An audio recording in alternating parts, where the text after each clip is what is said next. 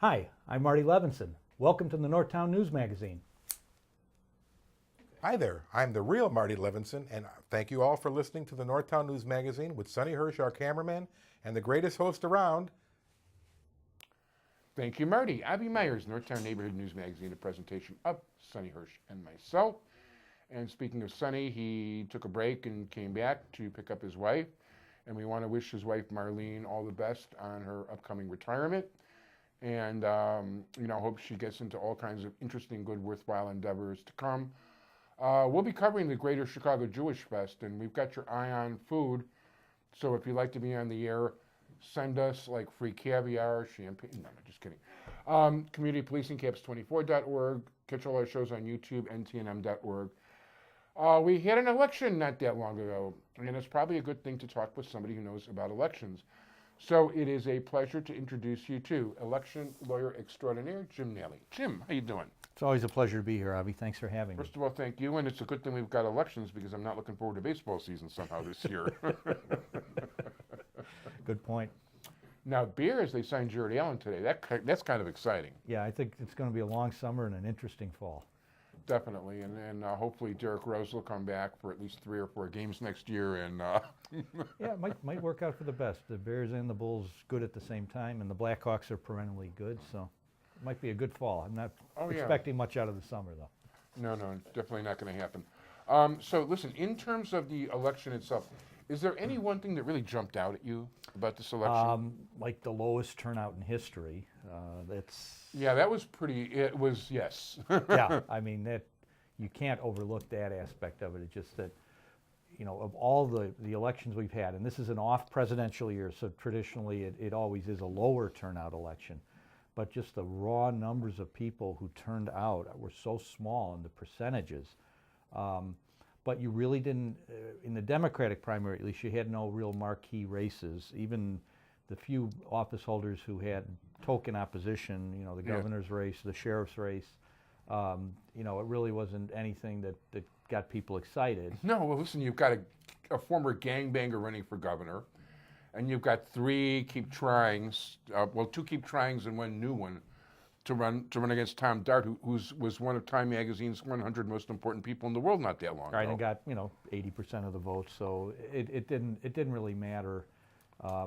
The interesting thing to me was, though, I thought it might have goosed up the turnout in terms of the Republican gubernatorial race, because there was an actual race there, as it turned out. No question, and more people did turn out for the Republican primary. In terms of numbers. But I think that also had a lot to do with the unions, SEIU and AFSCME, which I can never quite pronounce right. But the fact is that they sent their members out to vote for Kirk Dillard in an effort to make sure that Rauner didn't win. And Rauner, who is lead, had slipped to 17 points in the polls, which is still a gigantic lead, 17 points. He only won by 2.8%, and that was the union guys coming in there. Yeah, in part, and I think it was also Dillard finally started running advertising about the last week or so, and people, I think, finally came to the realization that, this guy's running, and by the way, that was the teachers' union's money. Yeah, I mean the ads were making it clear, though, that he was, as you pointed out, he was the alternative to the Rauner candidacy that people were pushing in the Republican primary. But even there, the raw numbers of people who turned out for both primaries were extremely low. I mean, extremely. It wasn't, for both political parties, it was not, even with the possibility that the Republican turnout was goosed up a bit by, people crossing over to take Republican ballots who normally don't vote in that election. But the overall turnout, I'm just talking about, you combine the Democratic and Republican ballots, was abysmal. No question. I'm going to focus a little bit during the course of our interview on the 49th and 50th wards, just as a comparison point. But in the 49th ward, 2,645 people took Democratic ballots. Ordinarily, you might find 100 or 200 Republicans. This time, 744. In the 50th ward, with 24,000 registered voters, 2,112 people took Democratic ballots. 1,235 people took Republican ballots, which is more than a third. Yes, that's a large number. Very large number. No question about it. And I mean, in part, I know a lot of the Jewish community was interested in voting in the Republican gubernatorial race. And 2 years ago, it was wanting to vote in the Republican presidential race. Well, presidential years are always much higher turnouts than the non-presidential off years. Now, 2012 was a low turnout because you had an incumbent president who, for the Democratic Party, who didn't have any opposition. So that was a particularly low turnout for the 2012 primary season. You know, now 2016 ought to be a high turnout because you've got a president who cannot run for re-election. So there'll be people running for both nominations this time around. So I'm thinking that we're going to see something, you know, I would expect that that turnout should be higher than normal. But I'm a little intrigued by how low this was. Are we getting to a point now where certain people are just opting out of the process? That's what I'm wondering. The answer, I think, is yes, I hate to tell you, and that is because there's a feeling of helplessness that no matter what kind of scum we elect, we got a problem. Well, and I think if you characterize it that way, it kind of is a self-fulfilling prophecy, because if people perceive that the people who are involved in the process are not trustworthy or not honest or not really going to do what they say they're going to do, then, you know, they treat it and use terms like you've used to describe it. And it's really unfair. I mean, you know, government it's a game of addition, and it's a system of compromise. And I think the problem, I guess, that most people have identified is that the government, particularly on the national level, has been devoid of any sort of compromise. We don't have a situation where people in Washington are willing to sit down and horse trade and come up with, you know, some kind of a resolution that maybe everybody's not happy with, but that they can live with. But I think it's a very interesting trend. It's beyond just, well, it was an off-year election and there wasn't a lot of contests that really got people pumped up. I don't know what it is, but I think there's something more going on with the extremely low turnout like that. And I think in 2016 will be very interesting to see. It will be a presidential year. It will be a presidential year where you don't have an incumbent president running. So normally those are on the upper end of the scale in terms of turnout. And it'll be interesting if that turnout is below what you would normally expect in one of those years, then I think there's a more systematic problem. That could be. I mean, there's so many things it's contingent on. I mean, for instance, right now everybody's saying if Hillary wins, she's the sure winner. They were saying the same thing 4 years ago. I mean, 8 years ago. Right. So we don't know that, number one, she's running. And if she's in the race by herself, there'll be less impetus to vote. You know, I don't know all the Democrats that are running. I know that Anita Alvarez and Dorothy Brown are up. You know, I don't know all of who's up. Right. Do we have, is Mark Kirk up? Mark Kirk will be up in 2016, yes. Oh, that'll be interesting. He might find some interesting Republican opposition now that he's declined to back over Weiss. Well, it'll be interesting. You know, obviously he's coming back from a very serious health issue, so it'll be interesting to see how all that plays out. It's going to be, you know, we're kind of speculating. I'm just looking at this turnout as amazingly low as it was, that even when you account for the fact that there weren't a lot of contested races, there wasn't a lot of things to get people really pumped up to be out at the polls, there's something else going on when it drops to this level. This is like, you know, school board level election turnout. As a matter of fact, there have been school board elections that have higher turnouts than this. Yes, that's true. And so it's you know, it's even much lower than the kind of off-year municipal local elections, which traditionally don't draw a lot of voters out. And given the fact that people had 2+ weeks to vote early. Well, you know what? I will say this. The mechanics of voting now is so easy for people. You've got no-fault absentee, where all you have to do is send in a piece of paper saying, mail the ballot to my house, and you can sit at home whenever you have the spare time and vote that ballot and stick it in an envelope, and it's postage paid to mail back to the election authority. So it costs you nothing in terms of time. It costs you nothing in terms of finances to get a ballot mailed to your house, and you can vote any time in a several-week period prior to the election. So you don't even have to leave your house in order to vote. I mean, you've got the early voting stations where you can do that 7 days a week for, the leading up to the election.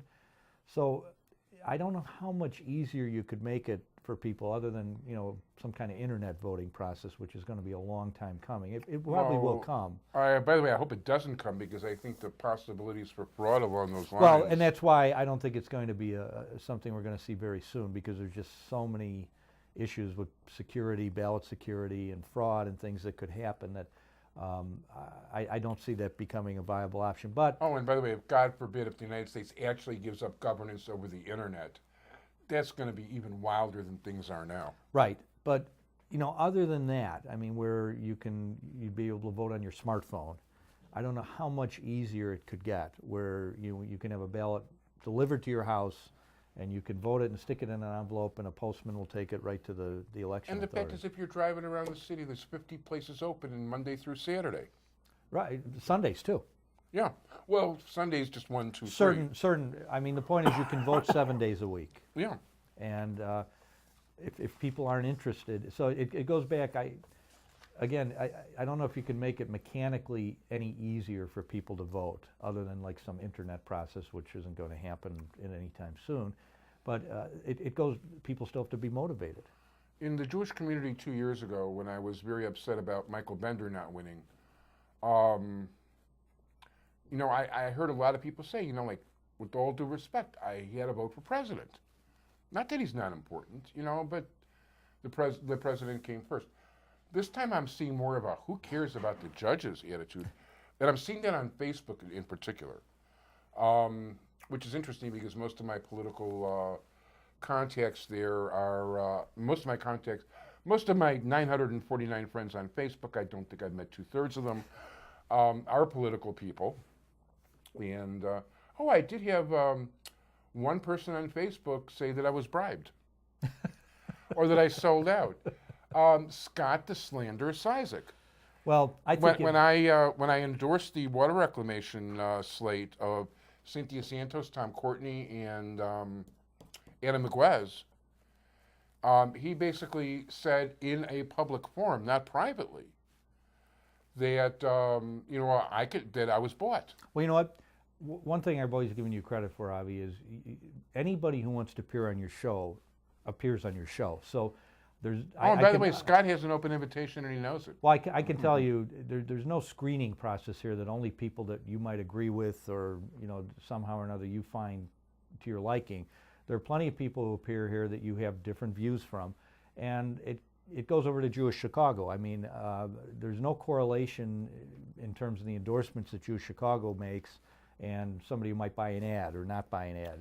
And there is an independence there. So the idea that somebody is influencing you to do something that isn't what you really want to do is just not, I can say is just not there, because I've watched you for many years, and you've had plenty of people sitting in this chair that you didn't agree with, but nonetheless they were here sitting in the chair and they had an opportunity. And they're welcome to sit in the chair and have an opportunity. And sometimes it makes for great television. So by the way, I think it makes for the best television that way sometimes. But the judges' races. I did want to point out just along those, just because I want to finish and seal that topic. Yeah.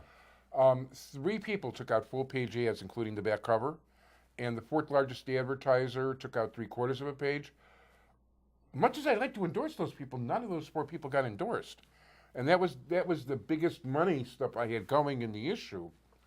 By the same token, I thought it was interesting that the executive director of the Cook County Democratic Party, who's being paid a 6-figure salary to work for whichever candidates that the Cook County Democratic Party selects, decided that I was bought and paid for. You're welcome on the show, Scott, anytime. Well, you know what? I mean, he is a party official, and so he does have an obligation to support the party candidates, and you got to understand that. But I'm not knocking him for it. Yeah, I think that the idea that there's a correlation between who gets to appear on your show and who you may agree with or disagree with is not there. It just simply isn't there. Yeah, you know what? I'm going to read you some figures now. Then I thought the most interesting. I was looking at the judicial races. You were about to talk about them. I couldn't really find a trend. I mean, most of the organizational candidates did did win. I think there were only 2 exceptions. It was a good year to be a slated candidate. Yeah. Traditionally, slated candidates do well in a lower turnout election, and this was the ultimate low turnout election. Yeah, so. Judge Shelley Harris was the only judge who had thoroughly good marks throughout. Beat Frederica Lyle, who I did have on the show, as well as Susan Kennedy Sullivan. Frederica Lyle was the endorsed candidate. And the only other race, I think, was Swanson. I think you're correct. Of the slated people. I think slated. Swanson. countywide. Now, keep in mind, 5 of the countywide judges were running unopposed. So the slated candidates, won those simply because they didn't have to worry about an opponent. But I think you're correct. There was only, I think, 1 countywide slated judge who didn't prevail, and that's kind of, consistent with the trend that the lower the turnout, the better the slated candidates tend to do. I was gonna ask you about that, but you answered it already. Thank you. Now, Bridget, it was surprising to me. Bridget Mitchell got 63.8%. By the way, I tried to get her on the show, but I guess she was shy. I talked to her sister. She never talked to me.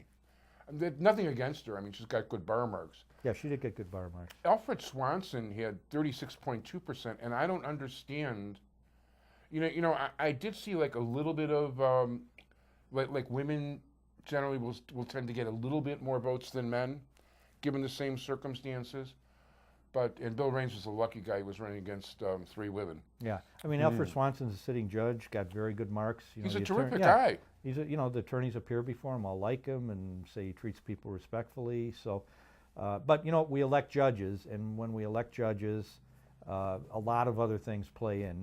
It's not just, unfortunately, people just don't look at the bar ratings. Most people don't even look at the bar ratings as part of their analysis. So, I've said by it the same before. token, Crystal Rivers, who very interesting, intelligent woman who got got slapped around by some of the bar associations, was running against incumbent Peter Vilkelis, and she beat him 71-29. Well, the only forums where I see consistently that the judicial candidates get exposure are your television program, Jack LaHane's blog, and the Chicago Daily Law Bulletin, which is kind of an inside baseball thing. Right. Lawyers read it, but it's a daily newspaper. But if you're not a lawyer, you're not reading it. So those are the only 3 places that really consistently cover the judicial races to any degree, where you can actually read about the candidates, and the candidates have a chance to make statements about where they're at and what they consider to be important factors being a judge. But if people aren't looking for one of those 3 sources, you're not going to find it in the mainstream newspapers. You're not going to find it in the mainstream By the way, I'll give television programs. CLTV a little bit of credit because they did a little bit of coverage. So that much is good. I can't think of the guy's name, and he friended me on Facebook, but at least they're trying to do more along those lines. You know what? I wanted to talk about the neighborhood a little bit, and basically, my neighborhood. When I think of neighborhood, consists of the 49th Ward and the 50th Ward, which is Rogers Park and West Rogers Park, being up here. I was looking at. There were 2 races I concentrated on. One was you had 5 candidates that the bar associations all found qualified. 2 of them very highly qualified.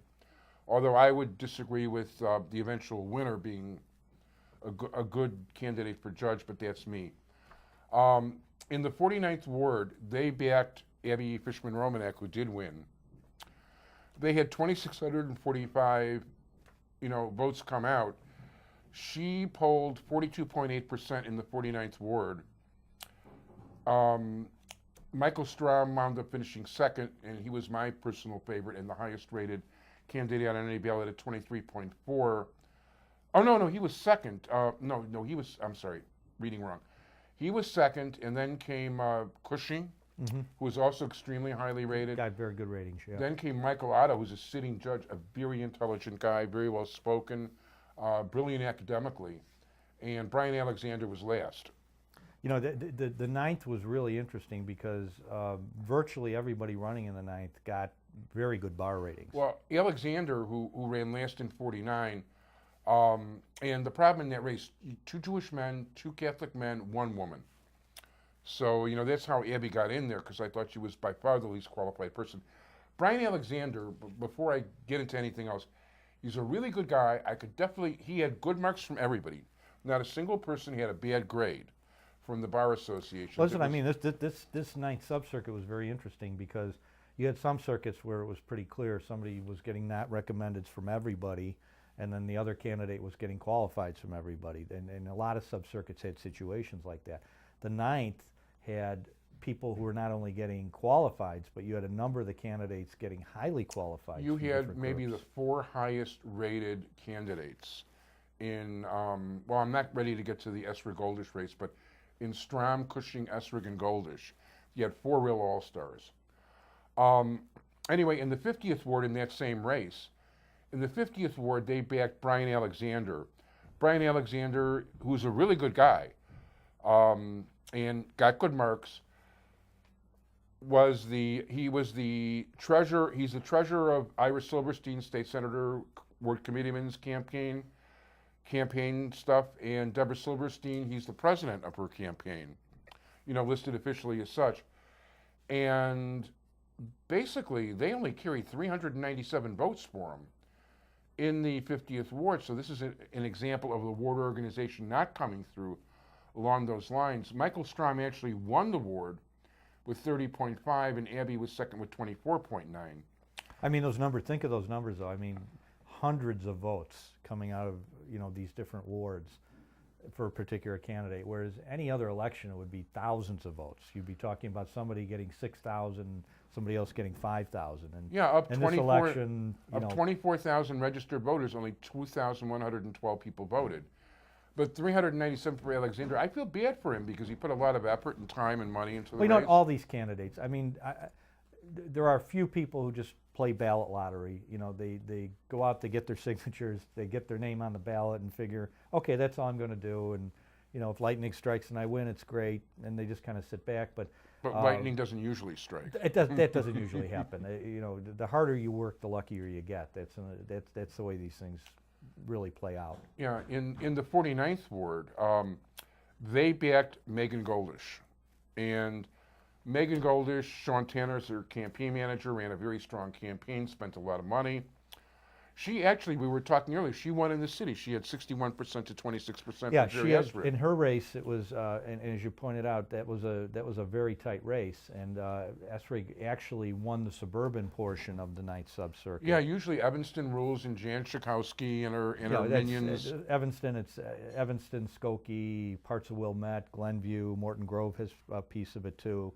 So the bulk of the district is suburban, but 50 and 49 have big chunks of the ninth. Although there are a couple other subcircuits that also involve those wards.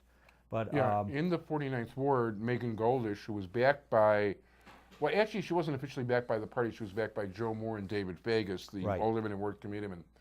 He had 1,637 votes, or 63.9% of the vote, to Esrig's 618 votes, or 24%, so it was about a 2.5-1 to margin. Well, Esrig ran roughly 900 votes ahead in the suburban portion of the district.